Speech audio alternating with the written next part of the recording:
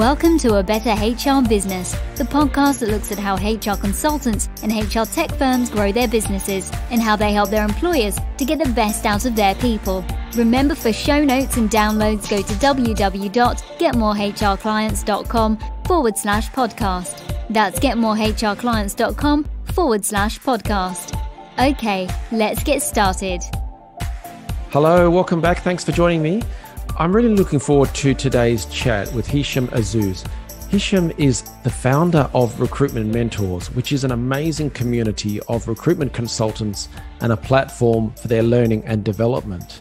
Really looking forward to this one. So Hishem, thank you very much for joining me today.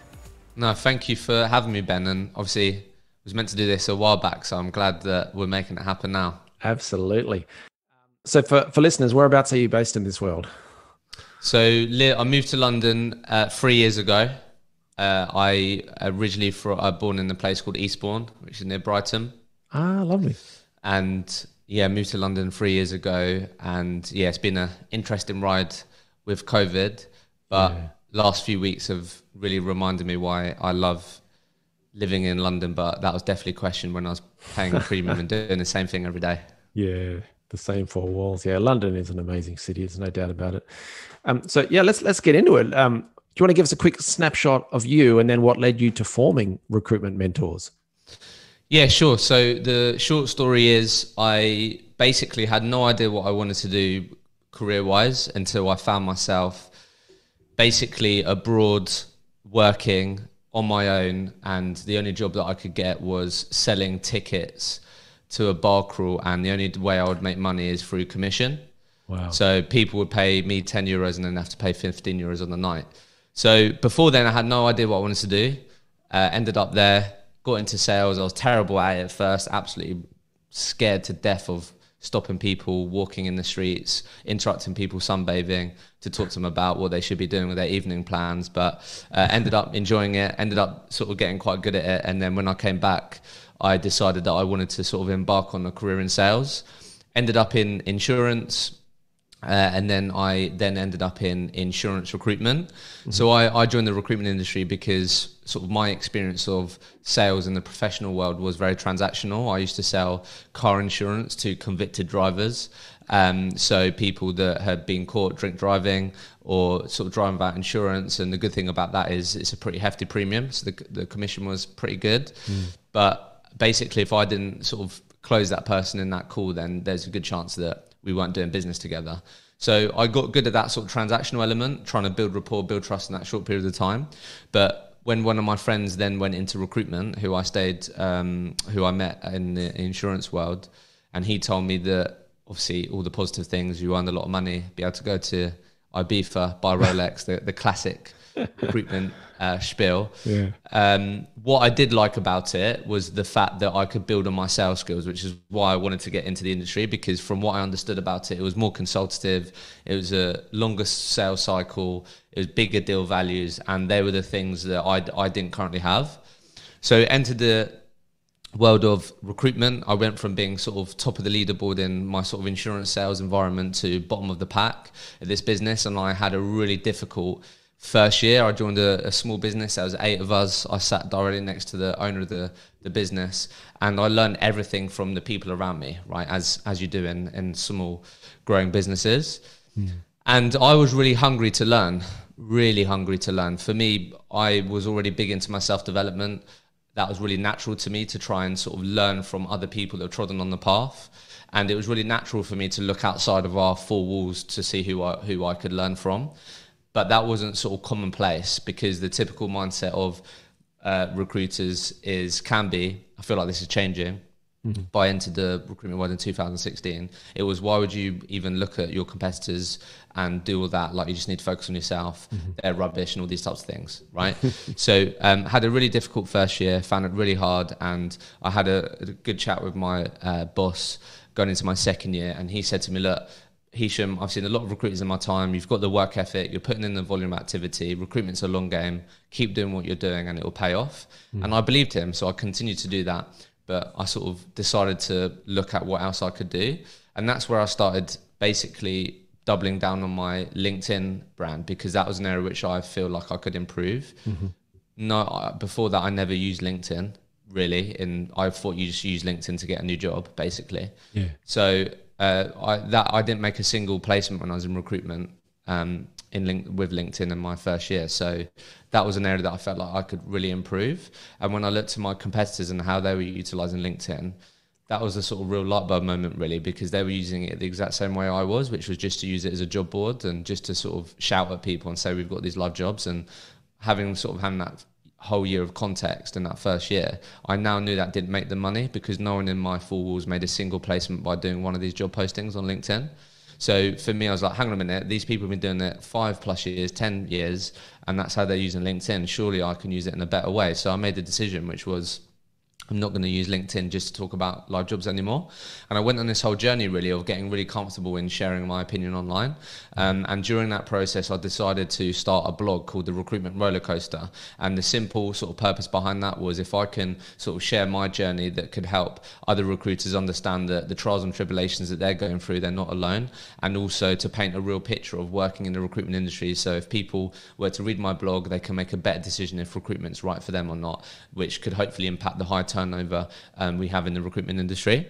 And basically that's ended up having a real big that decision has just had a real big impact on my career, because that blog then became a podcast, which was called the Recruitment Rollercoaster before I rebranded it to the Recruitment Mentors podcast. Yeah. I then got the opportunity to move up to London because through the podcast I met my old boss that started a inbound marketing agency that just supported the recruitment industry.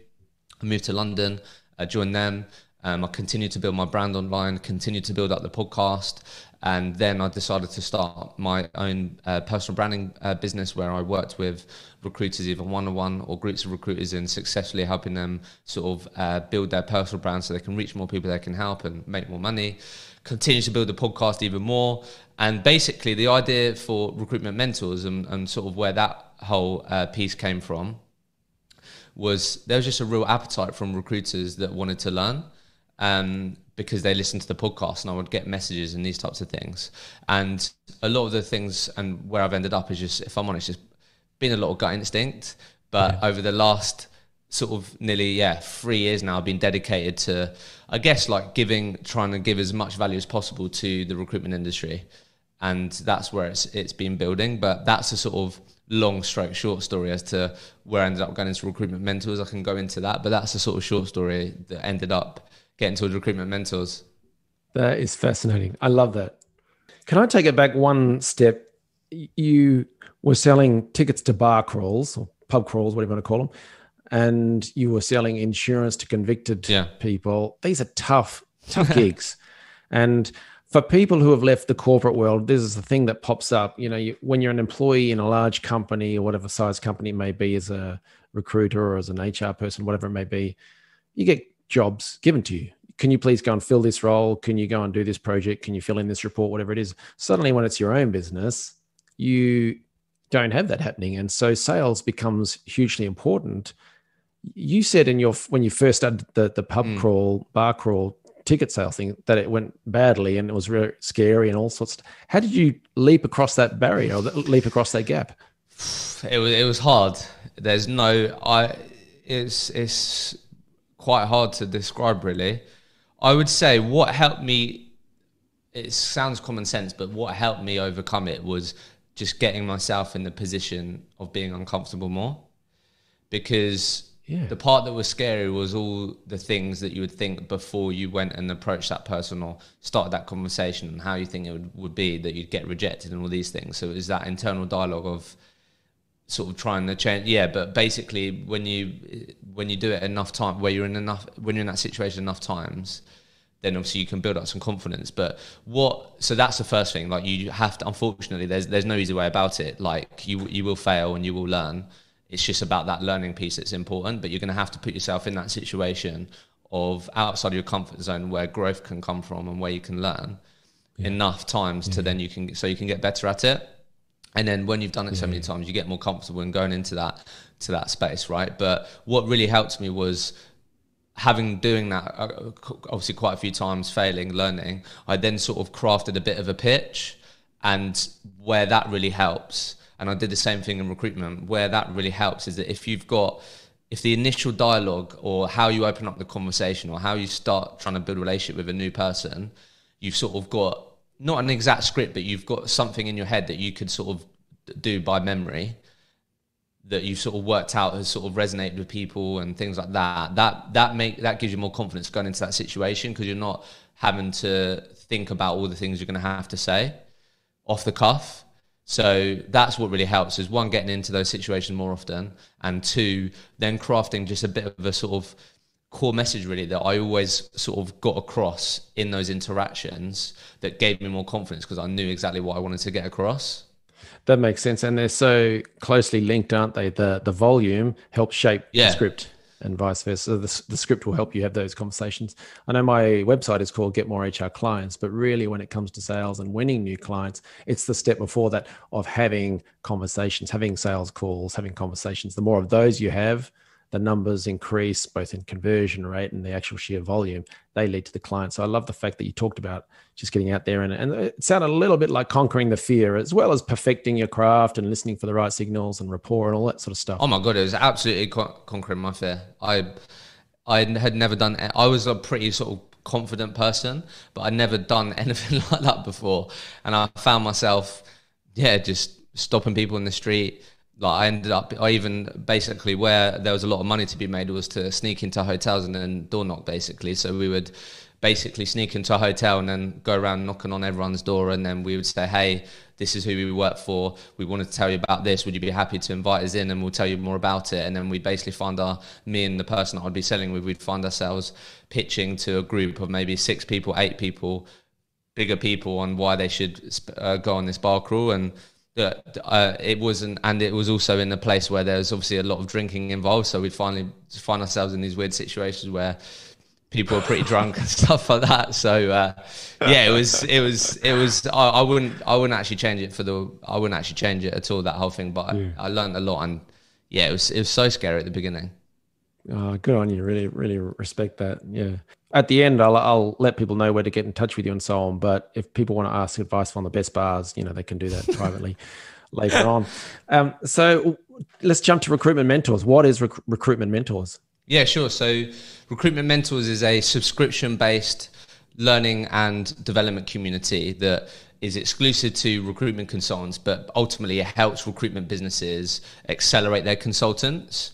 So what we do is we help agencies amplify their current learning and development with the sort of most diverse collective and current teachings available to support them in developing their people.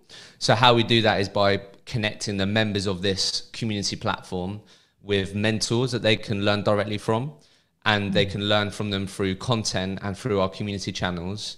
And the sort of main USPs really, and what makes it different, is the people that they're learning from is the first thing. So these are all people that have all worked in the recruitment industry for 5+ years. They're all people that have gone on that typical route where recruiters aspire to, so start as a trainee and become a top biller or become a director, senior. And then the third and final piece is they're all people that are still actively recruiting today and have been successful in today's market. And that's a really important part, because a lot of trainers in the recruitment industry, although a lot of them are great and some of them aren't so great, a lot of them haven't worked in the industry for sort of 5, 10, 15 years. So a lot of agency owners that I've spoken to just haven't been convinced that these are trainers that can sort of help their recruiters in today's market, right? And then the second piece is all of the learning and development content that we get put onto this platform is very driven by our members. So what that means is we're creating content and having the important discussions to help them overcome the challenges in today's market.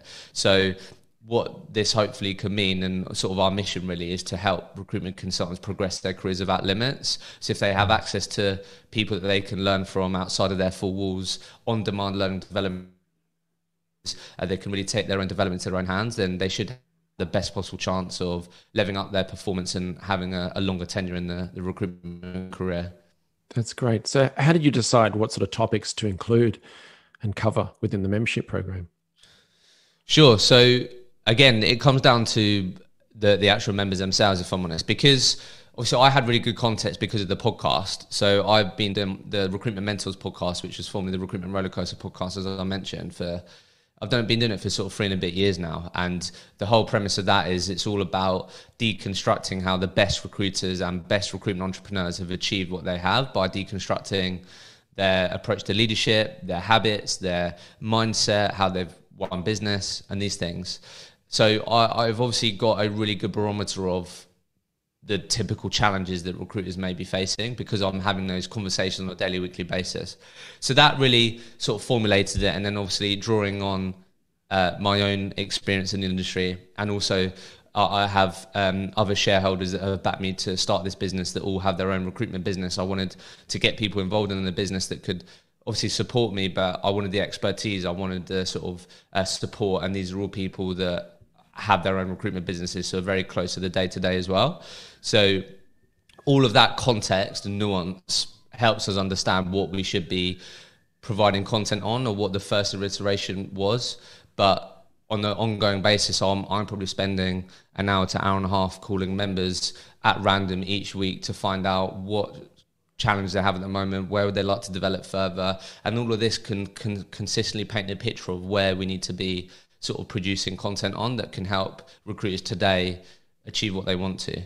That's wonderful. Yeah. And I love the fact you've got, what do you call it, grassroots feedback or input into what needs to be developed, but you've also got your shareholders, you've got a board, I believe, helping you. So I'm guessing they're giving guidance so they can see both forwards and backwards what happened for them, both good and bad, and then they can provide guidance and help shape the conversation. That's excellent. It's a membership. Why did you choose to go for a membership group rather than an online course or a fixed term coaching program? Sure. So this is something that we're looking at evolving at the moment as we're sort of quite early on this journey. So how we delivered it at the beginning. So one of the biggest challenges recruiters face is sort of how time poor they are and how many different plates they have to spin at the same time. So we was aware of like one of the challenges that we could have in sort of people utilizing this platform, despite how good the content is having time to use it. So the route that we went down was sort of, we have a library of bite-sized video sessions, which are no longer than sort of 15 minutes long, where it was really easy for people to jump into the platform, get sort of really insightful, practical piece of advice that could help them. And it could be really easy sort of to go in there and jump back out because it's structured that way.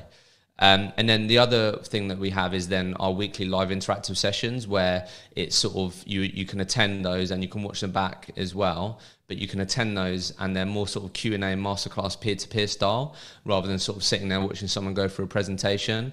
The whole point is it's a peer-to-peer learning and development platform, right? So it just made sense to then have like a weekly live interactive session on different topics, which people could attend and then ask their own specific questions. And they can have that sort of dialogue with the mentor that we've got booked in that week, where a lot of people get the value.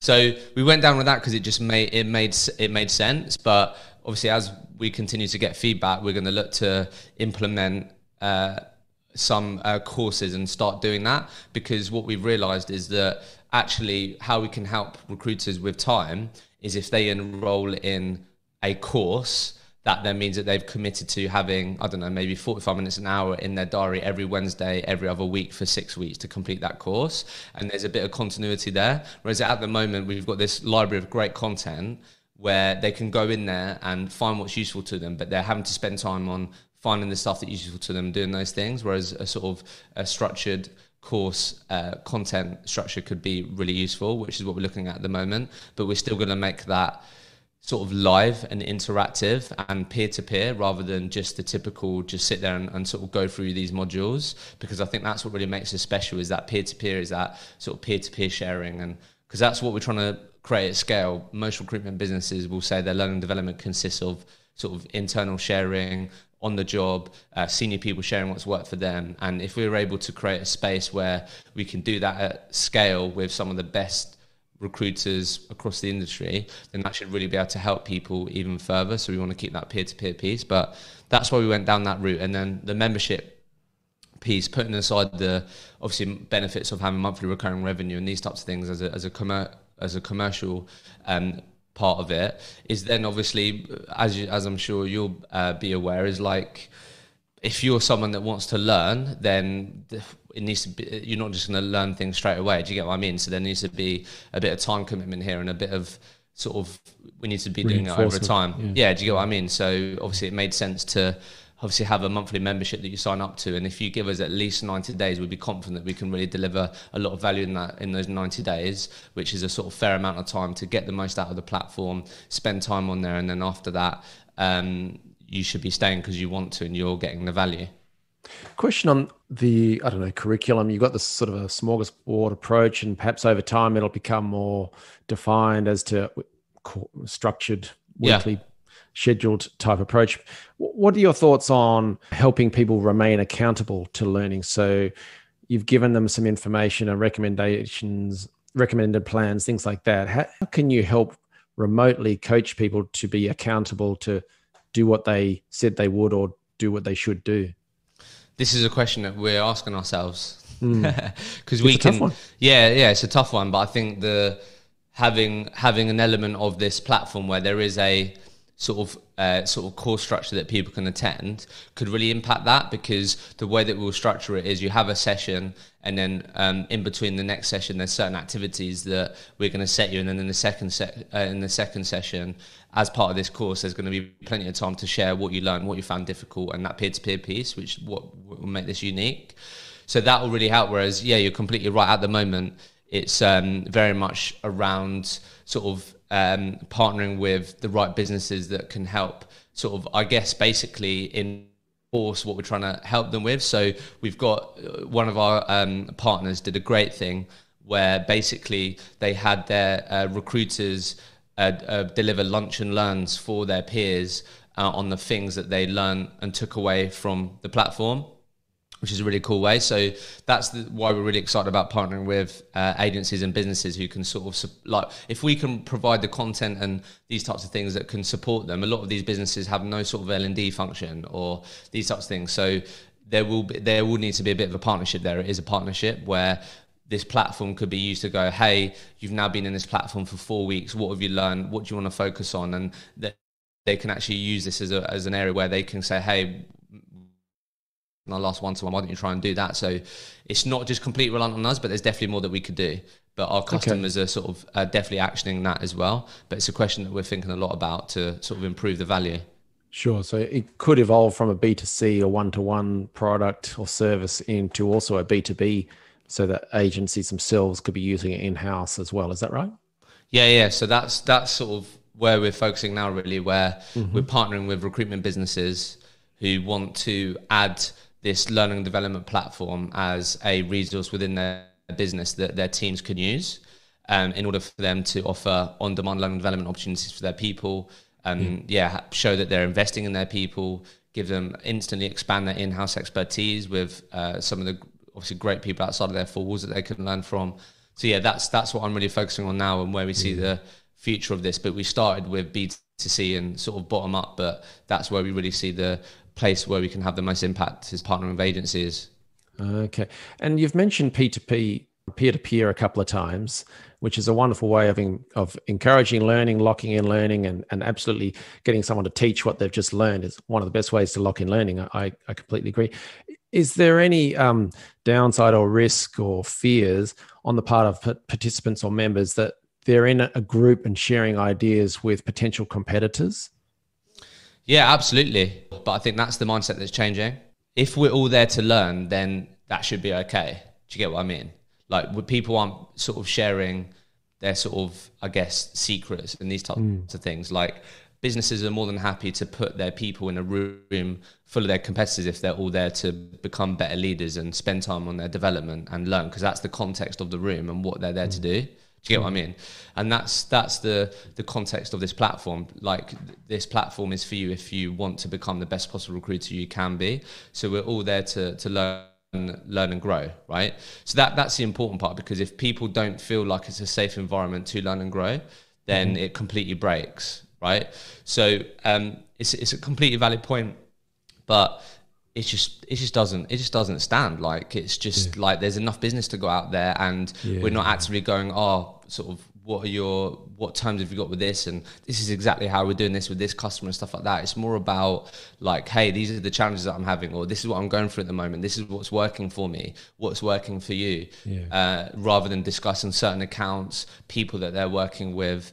Because trust me, there's enough recruitment business out there saying they've had the best quarter of their lives and stuff like that. There's plenty of business to go around, and I think that's just a scarcity mindset. It just isn't the right mindset if you want to learn and grow, because that doesn't translate into other industries. Perfect. Yeah. No, I like that. And the phrase that comes to mind is that a rising tide lifts all boats.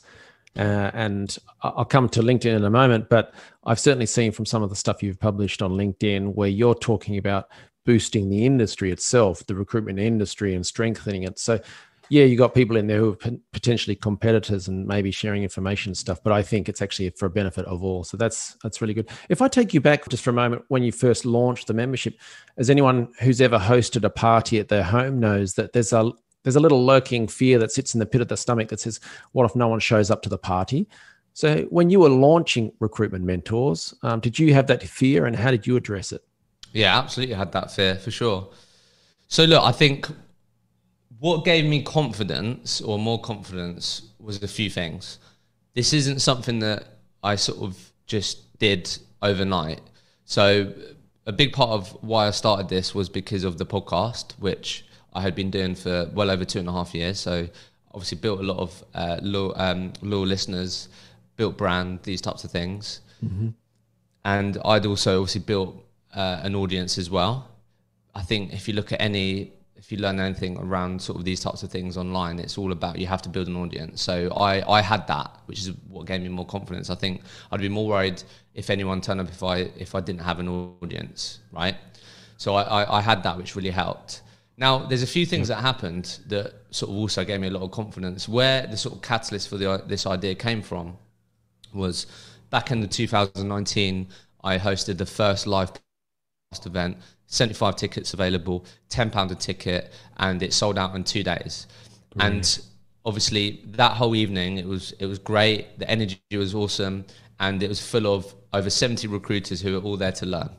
I think I've seen footage of this. Yeah. Yeah, it looked amazing. Yeah, it was great. And that was sort of just set. I've had some sort of idea of some sort of community dedicated to recruiters where we'd sort of, I guess, just take the learning to the next level, really. I release a podcast every week, and I felt, why should the learning stop there? There's people listening. They want to learn more. They want to go into more details and these things. So I always had sort of an idea bubbling away, and then that sort of event really solidified it.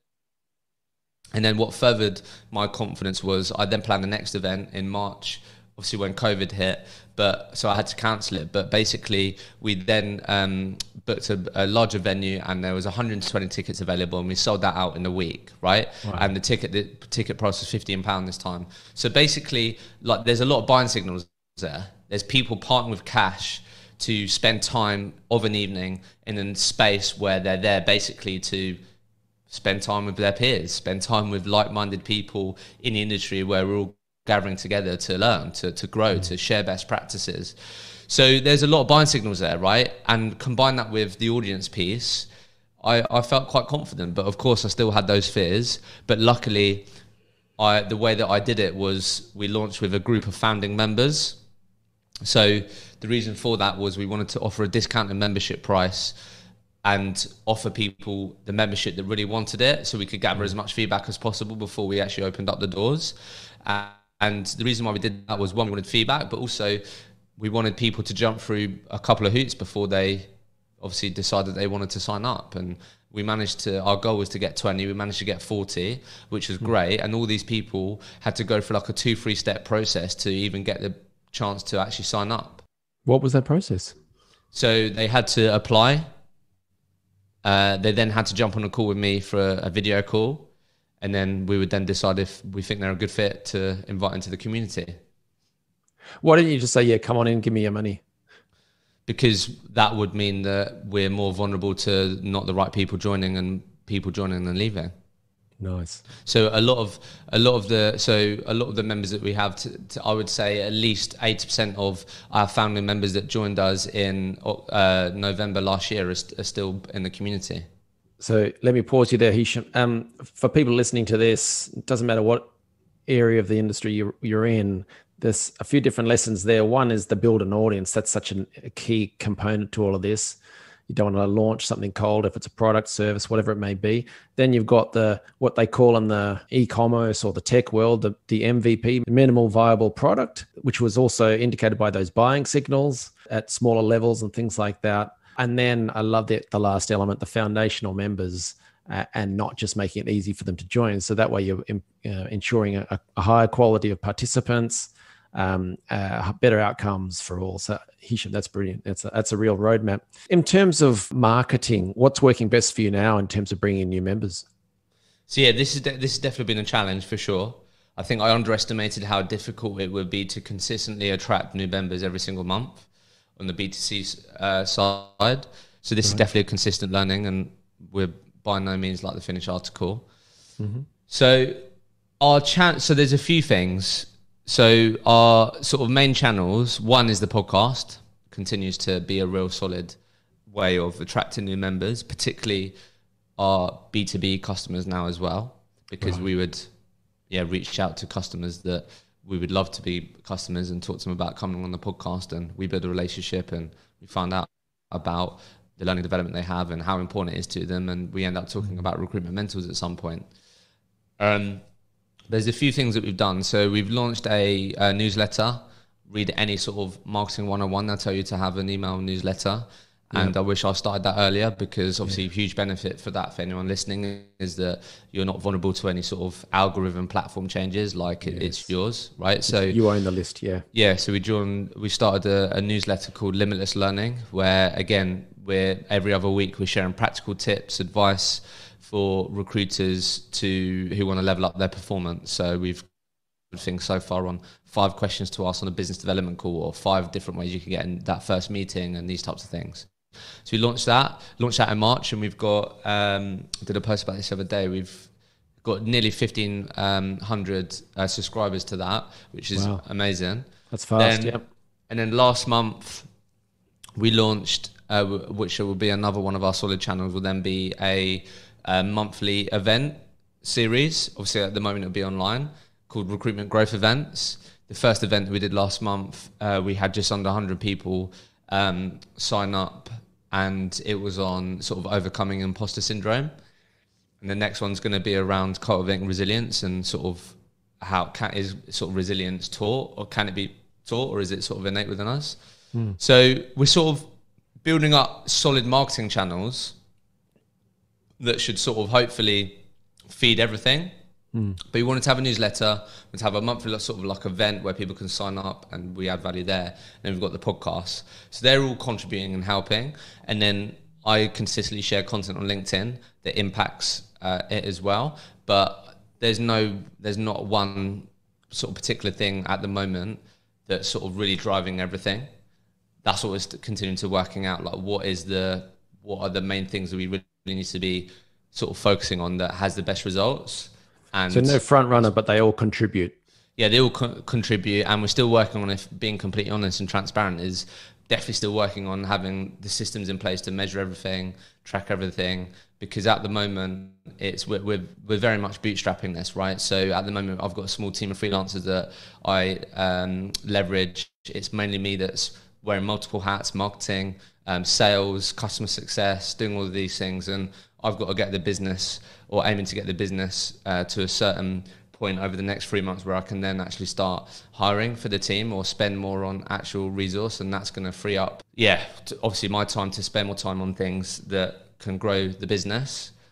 But yeah, there's definitely things that we're still working out. But there's a number of things that we're doing, and that would be my advice really. I obviously don't want to be reliant on one channel, but I would say have different things going on, and then I guess make the time to then work out what really works and then double down on that, which is what I'm trying to work out. I like it. You mentioned LinkedIn in there, and I wanted to ask you about that, because how on earth do you write such good LinkedIn posts? And do you use a particular process? Do you plan it out? Do you just have ideas come to you as you're walking along the street, something pops into your mind, you save it in your phone? How do you come up with such good stuff? I think that it's important to say that I've been actively sharing content on LinkedIn now for probably about 4 years. So it's a pretty long time. So That's helped, obviously. But I guess, look, having worked with a lot of people who were not sharing anything at all to then consistently sharing, the number one challenge that people have is what to talk about. That's the number one challenge. So what I always try and communicate and remind people is that good content is content that's relevant. And I think a lot of people, where they go wrong is they don't think about who their posts are intended for. And again, it's marketing 101. You start reading about marketing, I'm going to tell you about personas, target audience, and these types of sort of my first piece of advice would be like, you need to understand who your target audience is and who you're trying to communicate with. Because if you understand that, then you've got a better chance of sharing things that are relevant for those people, right? So I spend a lot of time speaking to my target audience every single day, every single week. So for me, my process is picking up on nuances and common sort of themes that I always hear in conversations that helps form what I talk about, that sort of gives me confidence that it's going to be relevant for more people than just the one person that I was discussing that with, right? And then the other part is then I've just got better at working out a way of delivering it, and that comes from just writing more and more LinkedIn posts. But the second common challenge that people have is then sort of, I guess, coming across the wrong way or talking about something that they're not comfortable talking about, feeling like they're not competent enough to talk about a certain subject. And for me, my advice for people is always to be that your content on LinkedIn should be to facilitate conversations around important topics, around relevant topics for your target audience, rather than be the person that has to have all the answers. Yeah. And the benefit of that is then if you're creating with your brand a place where people are discussing important topics and conversations in your industry, that's a great place to be. So when we're facilitating conversations, we're then encouraging comments, engagement, and that's obviously going to drive us getting more out of our LinkedIn posts. But it all starts with really understanding or making the time to understand who you're trying to communicate to and who your target audience is. And if you start there and ask questions like, what are some of the biggest challenges that your target audience are going through? What keeps them up at night? Why do they do what they do? Et cetera, then you should have a better understanding of what you should be showing up and talking about. Yeah. And that's just that obviously comes quite natural to me now. Yeah. And on the taking time, do you bulk write, or do you just, as an idea hits you, you write? Yeah, so I separate it. So basically, typically every other Friday, I will have my own sort of brainstorming session for 30, 45 minutes. I use a great tool called Miro, which is a virtual whiteboard. And I have a bit of a sort of my own post-it note session where I sort of brainstorm all of the conversations that I've been having and themes that I've been picking up. And then on every Monday, typically between sort of 10 to 12, I will then try and write all of my content for the week and get that boxed off and get that ready. Typically, like minimum for me, I want to be posting one post a week, but ideally I want to be posting 2 posts a week. So I'll try and do all of that in that time. I love it. What was the name of that whiteboard again? Miro.com. It's a fantastic tool. So before Recruitment Mentors, I was in the personal branding training coaching business. We would do the sort of we would do the in-person post-it note sessions to really map out the target audience and things like that. And obviously I had to bring that online in the last sort of 12 or so months. So Miro is like the perfect tool to do that. There's so much that you can do on it, but like it's a virtual whiteboard basically. You know, there's just so much that you can do on it, and I absolutely love it. Oh, brilliant. Miro, is it? Yeah, Miro. Yeah. .com. All right. So, gosh, I've just been sitting here nodding at everything you've been saying. If you've been listening to this, you're on the go, make sure you come back and replay it because there's so many gems in here. Hishem, if someone is in a recruitment business, why should they join Recruitment Mentors? And then how can people find out more? Nice. So the reason why people should join is because, one, the best recruiters have the mindset that they can always be learning. And why you should be joining Recruitment Mentors is because it's a unique place where you can have access to some of the best recruitment professionals outside of your four walls, from different sectors, different locations, that you can learn directly from. So you can take the things that you absolutely love that's really worked for them and start applying it to your day-to-day, and you're going to have an even better chance of breaking through those glass ceilings and really maximizing your recruitment career, whilst also having the benefit of meeting like-minded recruitment professionals and understanding that the challenges that you're going through, you're not alone, and also have that peer-to-peer element that a lot of us human beings absolutely long for and want. So that's why. And then the second piece is the best place to check it out is, one, either connect with me on LinkedIn, Hishem Azzouz, or go directly to recruitmentmentors.com and you can sort of understand more about the platform there. But as a minimum, if it isn't right for you to join or whatever, I definitely recommend you sign up to our Limitless Learning newsletter, and you can do that by going to recruitmentmentors.com/learning. And if you go onto our website, you'll get one of those pop-ups that will say you should subscribe. So you can do it that way as well. But as a minimum, that as a free resource, definitely check that out, and you'll get sort of loads of great tips directly into your inbox. Excellent. And you are in the UK, but someone listening to this, if they're outside the UK, they can still join, right?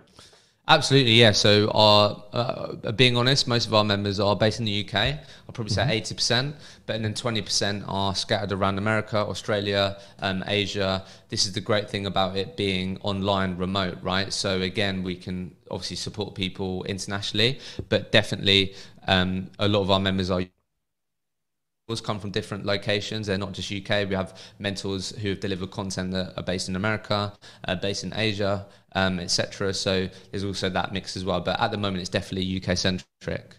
So listening to this on the go, the links are in the show notes anyway, and also for Hishem's LinkedIn profile.